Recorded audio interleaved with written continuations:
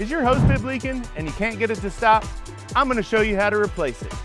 My name's Max Hicks. I've been doing this for over 20 years. I'm gonna make sure you get it done quick and easy. Leaking hose bib, super common problem. You can replace the valve stem in this hose bib, but while we're here, let's go ahead and completely replace it. This is the easiest route. Before we get into it, let's go through all the parts and tools needed to finish this job. First, hose bib. Then we're gonna need a vacuum breaker. This is required by code. A wire brush to prep the job. Pipe dope, Teflon tape. I like to use some gloves. 2 pair of channel locks. And if you have one, a meter key, not necessary. You can shut off the water using your channel locks. That's all the parts and tools needed to get the job done. Let's go get this replaced. Now that we've located the meter, the first and most important thing to do is shut off the water. We're gonna put this meter key or channel locks on top, and we're gonna turn this 180 degrees. Remember, righty-tighty, lefty-loosey. Right's gonna turn off and left is gonna turn on. It's also good to have a hose bib or something open that you can hear the water actually go off. Just like that, we've got the water off. Right after the water meter, there's a homeowner shutoff valve. You shouldn't need any tools to get this job done. You're gonna reach your hand in, and remember, righty-tighty, lefty-loosey. Righty turns off the water, lefty turns on the water. And just like that, the water's off. When it comes to your plumbing system, the number one thing all homeowners should know is how to shut off their water. If you have water damage happening and you need to turn it off quick, you need to be able to get in there and shut it off. All right, now that we got the water shut off, we're now going to undo the hose bib. The number one problem when uninstalling your hose bib is you don't use backup. What backup is we're gonna put the channel locks here, and then we're gonna hold the pipe on the other side, ensuring you don't twist the copper line inside the wall. So we're gonna take this plastic escutching off so we can access the threads for the hose bib. As we're removing this hose bib, we wanna make sure that we're not on the threads with the channel locks. We wanna make sure that that backup, you've got it tight right here. And then we're gonna take these channel locks and we're gonna turn the other way. And it should be like this.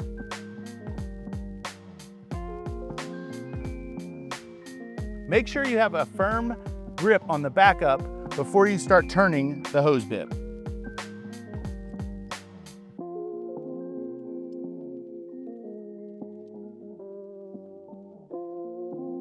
And there we go. We got it installed. Let's get the new one on there. We're gonna take this wire brush and we're gonna clean this fitting, making sure that there's nothing around the threads. And if you have a bunch of old material on there, it's just not gonna make a tight seal and cause leaks. Next, we're going to install the Teflon tape. I'm gonna put my finger in here and I'm gonna make sure it's going this way. This is a 1/2-inch pipe, so I like to put 4 rounds of Teflon tape on it. I'm gonna put it down on the threads. I'm gonna wrap it 1, 2, 3, 4.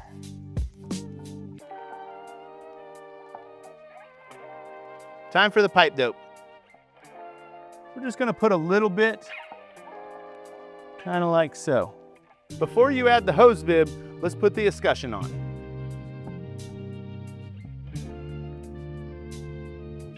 So when putting this hose bib on, we want to first just slightly hand tighten it. We don't want to really crank on it. We want to make sure it's spinning.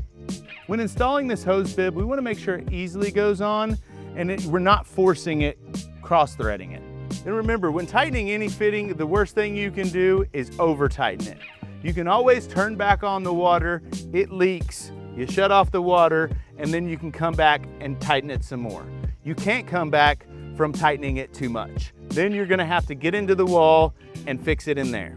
After that, we're gonna install the vacuum breaker. We're gonna look in here. We can see this screw slightly going past the threads. make sure this little screw is untightened, not getting in the way of the threads.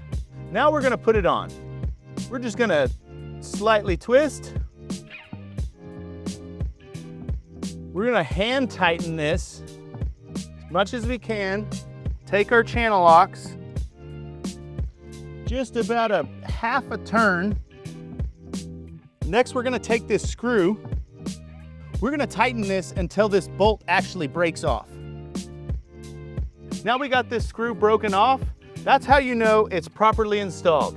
Now, you can't just come here and uninstall the vacuum breaker. Last but not least, we're gonna put some tub sealant on it.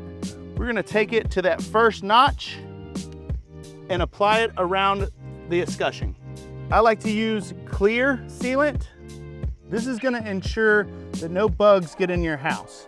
Even though it is clear, it's gonna first be white and then turn clear. And now we're just gonna use the finger to clean it up a little bit. And just like that, we're done.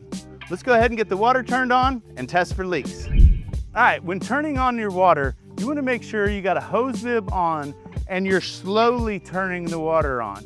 You don't wanna crank it on real quick. That could cause leaks in your home. So first, we're just gonna turn it on a little bit and let that water fill up in the house, and you'll hear the meter stop. That's when you wanna crank it on all the way. I'm gonna turn the hose bib off and make sure all fixtures in the home are off.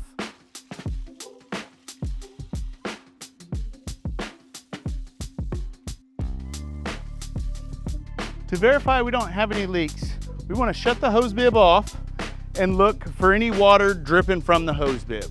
In this case, there's no leaks. We did a great job. So now that we've got the hose bib installed, just know when you turn off the water to your hose bib, this vacuum breaker can spit some water out. That's normal, it's not an issue.